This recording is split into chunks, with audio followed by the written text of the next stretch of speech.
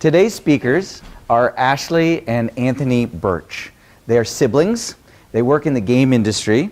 Ashley is a voice actress. She's best known for her roles as Chloe Price from Life is Strange and Tiny Tina from Borderlands 2. Who knows those games? Yeah, good. Sweet. Энтони was the head writer for Borderlands 2, and he currently works at Riot Games. Ashley is also currently writing and developing a show for Nickelodeon called Glitch Techs. So keep your eyes open for that. Ashley and Энтони also co-created the surreal comedy web series, Hey Ash, What You Playin'? Please welcome Ashley and Энтони Berch. I'm Ashley Berch, as Dan said. I'm a voice actor and a writer. I wrote for Adventure Time for a while, rest in peace, and have voice acted in a bunch of different games, Chloe Price in Life is Strange, Tiny Tina in Borderlands 2, as Cassie Cage in Mortal Kombat X. I'm also a professional sister to Энтони Berch. I have played all of those games. I'm currently a writer at Riot Games on their world building team. For about 5 years, I worked at Gearbox on the Borderlands franchise. I was lead writer of Borderlands 2. I was a writer on pre-sequel, and then I helped write the Telltale game as well. And today we're here to talk to you about one of the, I don't want to say most beloved characters of Borderlands 2, but certainly one of the most known, I guess, of Borderlands 2 is Tiny Tina. There's going to be a lot of us not self-deprecating, so just be That's how we do. It's on our family crest. So first we're going to talk about the writing process. So when it comes to the creative process, I don't know, I just wrote the shit. I got a job to write characters for Borderlands 2, and so I did it, and it was fun. But it was, of course, a little bit more complicated than that, because working in AAA game development, as I did when I worked on at Gearbox, everything you write comes with a series of constraints. And so I had goals going into the creation of Tiny Tina specifically. Goals were to make a new character who fit in Borderlands because it was a sequel. We wanted new characters. We didn't want to make it feel like the world was just this one small area with only 4 or 5 different NPCs you can meet. But they needed to be distinct from everybody else. Borderlands 1 had basically had a lot of space rednecks. It had a lot of Western tropes. I wanted something really, really different than that. But she needed to have a gameplay functionality that mattered to the story, because the way AAA game development works, if I wanted to come up with a character that was going to be fully modeled and fully voice acted and have her own special animations, that character better be really important, because that's hours and hours and hours and hours of people's lives. And so Tiny Tina's functionality was, we knew we needed somebody that represented explosives as a character. Which I know sounds weird, but so dumb. Stupid ass job. Stupid dumb job they shouldn't have paid me for. Because we had a character called Scooter who was the car character. So when you needed to learn stuff about cars, he was the guy who told you. We had a character called Marcus who was the gun guy. He told you about guns. We didn't have somebody for explosives and bombs and stuff like that. And so we thought, okay, well maybe that character, rather than being what you'd expect, which would be a big guy with dynamite strapped to his biceps or whatever, who we ended up still making in the form of Mr. Torque. We thought it'd be fun to make it and by we I mean me and some other people until they got on board, and then we were all fine. Thought it'd be fun to make it a smaller character, a tiny girl named Tiny Tina. And then also I wanted to just write a character for Ash because it would make my life easier, and it would be fun. So the inspirations for Tiny Tina were Ash's character from our web series, Hey Ash, What You Playin', who's basically just this creature of unfiltered id. She just sort of says random things, says whatever comes to her mind. We'll draw random cultural references from everywhere and just sort of spew them out like a vomit. That was a great metaphor. And then our friend Christina, who basically almost all of Tiny Tina's speaking style, which I got in trouble for later, came from her. It was our little white friend, Christina. The fact that she's white will be relevant later on. And then that was really it. When it comes to writing a character, at least for Borderlands, one of the sort of things I tried to do was imagine them just saying a single sentence and knowing at the end of that sentence what that character is all about, what the point of them is. And if I can get one sentence down that feels like, okay, I get this character, then it's okay to move on. That won't work as well for other games. If you're writing something that's more narratively focused, that's probably a little too shallow. But because Borderlands is a game that was about throwing guns and numbers and all kinds of random shit at you, I needed a character that would rise above all that information, that noise, and that would actually stick out. And that, incidentally, is what makes a lot of people hate her, but it's also what makes a lot of people remember her and like her. Do you remember what the sentence was for Tina? I believe it was. I think it was the Badonkadonks and Booty Like Pow line. Do you remember that line? got a gut full of dynamite and a booty like pow. Yeah, it was that. So there were some hiccups involved because that's how the creative process works. So the first one was because Tina was so different from established Borderlands characters, they tried with her initial design to make her look like an existing Borderlands character. So basically, rather than being a cute girl in a skirt that was, splattered with blood, that sort of, which is the ultimately where we landed, which is the exact kind of dichotomy I wanted of little girl in a really harsh world. She was just basically mini tank girl. She had like a big gun and she had like an army hat. And she looked like cool, but she didn't. It wasn't conveying what I wanted to convey with the character, which is the innocence in this world of bloodshed and craziness. So we went back and forth on that for actually a long time until we eventually got to a place where we were both happy, and she had the psycho mask and all that stuff was cool. And then once the game came out, a couple of white dudes basically said that the character and the way that she spoke was racist, and basically we had to sort of work around that, not from just from a PR point of view, but from a me crying alone and going, am I racist for 6 months after the game came out kind of way. And then ultimately for the DLC that we did, I doubled down on having her speak all kinds of different random stuff. So she spoke Japanese and Spanish and all kinds of stuff to hammer home the idea, not that she was specifically trying to pretend to be a young black girl, but that she was taking influences from everywhere and just sort of turning it into mush and then spitting it back out. And yeah, it was two white guys trying to act woke, I think, is ultimately what it was. And then Ash. So before, going further, kind of the origin of Tina was sort of the culmination of my entire history with Anthony. So we're siblings. We are siblings. And our relationship has kind of always been built on shared love of different types of media, video games, TV shows, movies, and also goofs. So much of my life when I started becoming more adventurous with my goofing was always, the goal was always trying to make Anthony laugh, basically. And so that was what our relationship was often built on, is that we would go back and forth and just try to make each other laugh. So when Anthony told me that he'd written a character and that they were that Gearbox was going to allow me to audition for it, A, I was terrified. But B, oh yeah, right, it's not the spooky Japanese horror film. But again, I had to return to my original goal, which is if you have any interest in acting, you'll learn very quickly. It's very similar to dating in that you will never know what you did wrong if you don't get the part. If you're trying to flirt with someone or whatever, and they're not receptive to it, it could be 1,000 things about you that they don't like. It's the same thing with auditioning. So it was actually kind of great having this be, because this was my first real role that I ever got. And so it being a role that I knew that my brother wrote, I had the extreme advantage of knowing his humor style and everything. And so rather than this horrifying thing that I was kind of belaboring over, I just sort of returned to one, and the basis of my relationship with Anthony was what's something that I think will make Anthony laugh? And if Anthony laughs and he likes it, even if I don't get the part, it's not a big deal.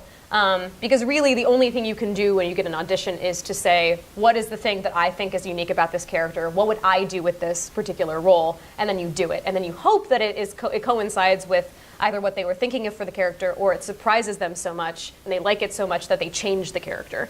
Can I jump in real quick? Yeah. And that may sound like nepotistic, like she was just trying to get me to hire her for the part, but that actually wasn't how it happened, basically, because even though I'd written it with Ash in mind, I wanted to recuse myself from any accusations of nepotism, so I said, we can't audition Ash first, we have to audition a bunch of other people, and I will give no feedback and I will leave it entirely up to everybody else. And so we auditioned 5 or 6 other actors, and then we auditioned Ashley, and I refused to say anything at any point, and everybody's like, well, it's obviously the last chick. And I was like, that's my sister, ha ha! Suckers! Gotcha! So that was really the audition process. It was mainly I got the sides for Tina, and I sort of just thought, what would Anthony find funny? What do I think would work for his voice? Because we'd been doing Hey Ash at that point for 3 or 4 years. So we were pretty much on the same page with, we always kind of have been, but what we think is funny, and in particular, and this character was so much, like Anthony said, it's a distillation of our good friend Christina, and then also a character that we've been writing for 4 years. Then I got the part, hooray. But if you are an actor, or you know anyone that's an actor, you know that's kind of the most terrifying part, because then you actually have to deliver the goods. When you audition, you're like, haha, I'll never get this, hilarious. And then when you get it, you're like, oh God, I actually have to do the actual job now, which is the terrifying part. So it was my first audition ever as a voice actor. Very spooky, much like the audition, the Japanese horror film. But again, it became my guiding light throughout the entire thing was what will make Anthony laugh. So I was really scared in the booth. It was my very first session. Everyone was very supportive, though. I think Eric Vale was there, Anthony was there, and Anthony was actually directing me. And so very quickly, I kind of realized that it was just another one of those goof sessions where I would try something, and if Anthony laughed, I knew it was good, and then we would move on and kind of joke back and forth in that way. So it was not rigid at all, and it was extremely collaborative and kind of just like Anthony and I hanging out and being goofy and making Hey Ash, which we had already been doing for like 4 years. And so coming down to how Tina kind of ended up where she ultimately is in the game,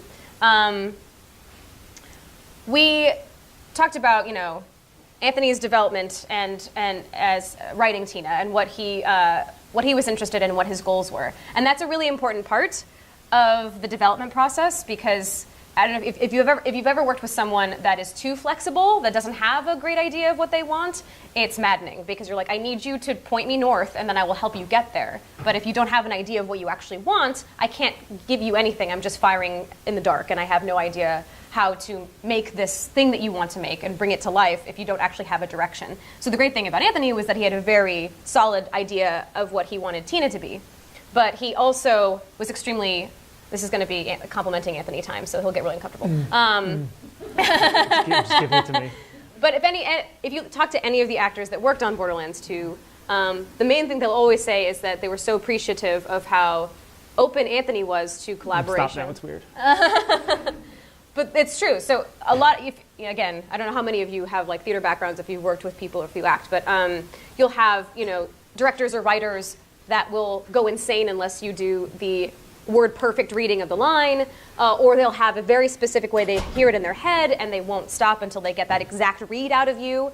Anthony was not that way at all. It might have been sometimes a reflection of him thinking that his writing was bad, which it never was, but he wanted the actors to surprise him, and he wanted to know what they wanted to bring to the characters that they were making. And so it ended up feeling a lot like play. Like I was saying, my first session as Tina was kind of just Anthony and I goofing back and forth. Obviously, people were getting paid and I had lines to read, but it felt very playful, and it kind of felt like we were trying to one-up each other. And that was the main thing about collaboration and about play, is that you always have to keep in mind that you're serving the larger product that you're making. I mentioned just 5 seconds ago about writers or directors that have very, very, very specific, rigid ideas of what they want the character, the film, the whatever to be. And while, of course, you need a vision of some kind, if you are not amenable to what your collaborators are bringing to it, then you're not actually using the full potential of the people that you've brought into the fold with you. And so the goal is always to be thinking about what is the final product that we're making, and how can this person that I have hired, that I've selected, help me elevate this product. And that means being open to changing a line if it isn't working, or going in a direction that you weren't anticipating going because you've been shown something else that's more exciting or more interesting. And it's all kind of about alley-oops. A lot of the stuff that we ended up doing was Anthony would set something up and I would kind of add on to it, and that would give him an idea, and then we would do a different thing. And so a lot of it is just, it's passing the ball back and forth, and it's really not the idea of just like holding on to this very firm idea of what you had. It's about it being a living experience and having the flexibility to change and to make decisions with each other rather than just following a blueprint that you've set up before. Did you know that the reason April and Andy ended up dating in Parks and Rec is because Aubrey Plaza thought that April would think Andy was cute in one of the ensemble scenes, so she started staring at him flirtatiously, and the writers noticed, and thus began the greatest romance ever penned? That's what it's like. So in reshaping Tina, after our first session, Anthony found a bunch of things about the choices that I was making that he liked. And in our next session, he started playing more to the strengths that I brought to the character, which basically means that he forced me to make up songs for 30% of my lines. But we ended up doing a lot of Read that sentence like it's a song. He forced me to make up songs for 30% of my lines. See, it's so easy. It's so easy. But it helped us kind of, once we already had a baseline for Tina, which is songs are funny, the raps are funny, Her quoting Drake is funny. Her quoting Drake is funny. Certain things like that. It let us decide, okay, we have this baseline for this character now that we've developed together. So where are other areas that we want to push her? What are things that we think would be funny to make the, like when we did the Torg DLC, the idea that Tina had a crush on Moxie was something that Anthony thought of. Did that actually end up going in the game, though? Kind of. Barely. Basically, the higher-ups at Gearbox were like, we don't think it's appropriate for a 13-year-old girl to have a crush on an adult. I was like, have you met anyone who's 13? And they were like, well, it's inappropriate. And so I went, fine, and I hid some lines in there. And they're hard to find, but they're there. But we would do stuff like that, and then also, the Assault and Dragon Keep DLC is a lot about, everyone's played Borderlands 2, right? Can I spoil it? It doesn't matter. It doesn't matter, It's right? late. Roland dies, sorry. Roland's a character. There's a character who's Tina's friend, and he dies, and the DLC is. And the DLC is kind of her way of dealing with that grief, but in a very Tina way, where she forces all of her friends to play a D&D game where they save Roland and he's not actually dead. But because we'd established this character of Tina, we were able to sort of think about, like, okay, Anthony had the idea of, like, how would she deal with grief? There would probably be a lot of denial and pretending that she could fix it and all that kind of stuff. But because we kind of created this foundation of who she was, we were open to exploring more interesting pathways with her. There's also a part, it's very small. Is it in the Torg DLC? Where you find out that how her parents died? No, it's in the first game. It's in the main first game, yeah. So there's a echo that you can find that you kind of learn how Tiny Tina's parents die, and it's from a psycho, and that's why she has the tea party at the beginning. But we'd established that sort of dark idea of her kind of sequestering painful memories in the back of her mind, and then presenting just insanity and all that kind of stuff. So the DLC was a great opportunity for us to explore, like, what happens when you have to actually confront the dark part, which is kind of weird to talk about for, like, a game that's, she's a 13-year-old that likes explosives. But again, because we developed the character and people seemed to really respond to her, we were actually able to justify making that DLC. Whereas if we hadn't done all that work, I think, Tina she would have been a fun character that probably would never have justified having an entire DLC about her going through the grief of her friend. So the basic gist is that open collaboration will always lead to a better product. But of course, you need to start with a vision and distinct goals. Like I said earlier, I've worked with people before that are far too rigid. I've worked with people before that have no idea what they want, and they're kind of like, well, what would you do with it? I'm like, I mean, you have to you have to outline a few things for me to be able to fill out the rest of the world that you want to make. Otherwise, I'm just firing in the dark. And because of that, trust is paramount. Anthony and I had the benefit of knowing each other for literally our entire lives and collaborating for like 4 years before we even started Borderlands 2. But I think that's the hard thing that a lot of people, when they're casting, when they're developing a team of any kind, really, is that you really just have to put a lot of time into casting and hiring, and then trust your team. There's a lot of people that will hire folk and then not know how to delegate, and they'll still want to keep everything really close to their chest. But that's the whole point of casting and the whole point of hiring, is that you bring on people that you respect, that are exciting to you. That are better than you. That are better than you at the thing that you want them to do, and then you trust them.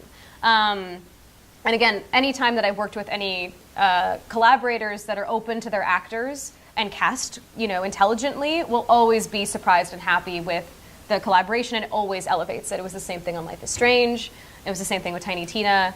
Those are the most successful and enriching experience for everyone involved, when you really trust people. Is this for Chloe?